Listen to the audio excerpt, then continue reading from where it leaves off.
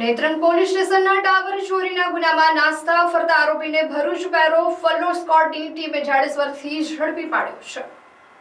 ભરૂચ જિલ્લામાં પેરોલ અને furlough jump કરી નાસ્તા ફરતા આરોપીઓને પકડવા માટે જિલ્લા પોલીસ દ્વારા વિશેષ અભિયાન હાથ ધરવામાં આવ્યું છે।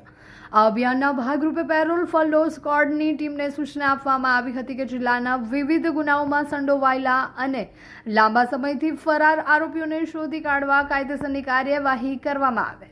આ સૂચનાના આધારે પોલીસ સબ ઇન્સ્પેક્ટર આર.એસ. ચાવડાના માર્ગદર્શન હેઠળ પેરોલ ફલ્લો સ્કોડની ટીમ સતત કાર્યરત હતી। તપાસ દરમિયાન ટીમને બાતમી મળી હતી કે નેત્રંગ પોલીસ સ્ટેશનમાં નોંધાયેલા ટાવર ચોરીના ગુનામાં છેલ્લા ઘણા સમયથી નાસ્તો ફરતો આરોપી નીતિન પટેલ હાલમાં જાડેશ્વર વિસ્તારમાં પોતાના ઘરે છુપાયેલો છે।